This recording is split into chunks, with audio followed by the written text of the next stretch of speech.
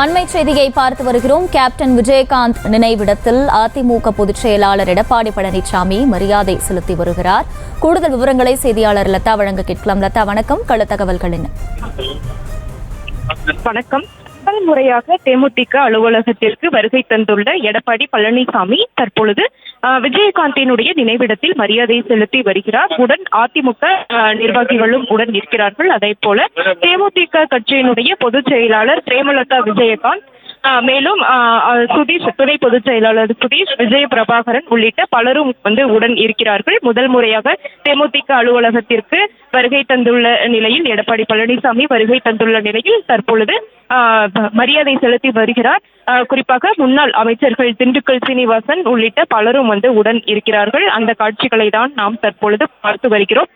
அதிமுக கூட்டணியில் தேமுதிக இடம்பெற்று இருக்கக்கூடிய ஒரு நிலையில் நேற்றைய தினம் கூட தொகுதி உடன்பாடு என்பது நேற்றைய தினம் கையெழுத்தாகி இருந்தது. இன்றைய தினம் 5 தொகுதிகளுக்கான அந்த வேட்பாளர் பட்டியலும் வெளியிடப்பட இருக்கிறது. இதற்கிடையே மரியாதை நிமித்தமாக தற்பொழுது தேமுதிக அலுவலகத்திற்கு எடப்பாடி பழனிசாமி வருகை தந்துள்ள நிலையில் இங்கே இருக்கக்கூடிய விஜயகாந்தினுடைய கோயில், விஜயகாந்தினுடைய நினைவிடத்தில் தற்பொழுது மரியாதையானது செலுத்தப்பட்டு வருகிறது. எடப்பாடி பழனிசாமி மரியாதையை செலுத்தி வருகிறார். குறிப்பாக 5 தொகுதிகளுக்கான வேட்பாளர் பட்டியலானது இன்று வெளியாக இருக்கிறது. தஞ்சாவூர், விருதுநகர், கடலூர், திருவள்ளூர், மத்திய சென்னை ஆகிய 5 தொகுதிகள் அதிமுக தரப்பிலிருந்து தேமுதிகவுக்கு ஒதுக்கப்பட்டு இருக்கக்கூடிய நிலையில் இந்த 5 தொகுதிகளுக்கான வேட்பாளர் பட்டியல் என்பது இன்றைய தினம் வெளியாக இருக்கிறது. முன்னதாக அந்த வேட்பாளர் பட்டியல் என்பது வெளிவருவதற்கு முன்னதாக தற்பொழுது எடப்பாடி பழனிசாமி வருகை தந்து இருக்கிறார்.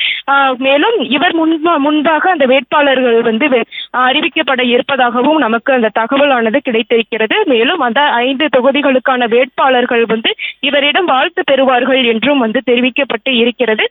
இதற்கிடையே தற்பொழுது முதல் முறையாக தேமுதிக கோயம்பேட்டில் இருக்கக்கூடிய தேமுதிக தலைமை அலுவலகத்திற்கு வருகை தந்திருக்கக்கூடிய எடப்பாடி பழனிசாமி தற்பொழுது விஜயகாந்தினுடைய நினைவிடத்தில் மரியாதை செலுத்தி வருகிறார். உடன் கட்சியினுடைய தேமுதிக கட்சியினுடைய பொதுச் செயலாளர் பிரேமலதா விஜயகாந்த் உள்ளிட்ட பலரும் உடன் இருக்கிறார்கள். கடந்த தேர்தலிலும் கூட 2019 தேர்தலிலும் கூட அதிமுக கூட்டணியில் தேமுதிக இடம்பெற்று இருந்தது. இதற்கிடையே தற்பொழுது வரக்கூடிய நாடாளுமன்ற தேர்தலை முன்னிட்டு தேமுதிகவிற்கு 5 தொகுதிகள் என்பது ஒதுக்கப்பட்டு இருக்கக்கூடிய ஒரு நிலையில் மரியாதை நிமித்தமாகவும் தற்பொழுது வருகை தந்திருக்கிறார். அவரினுடைய வருகை என்பது அதிமுக தேமுதிகவுக்கு இடையே அந்த உறவை மேலும் வலுப்படுத்தும் என்று எதிர்பார்க்கப்படுகிறது.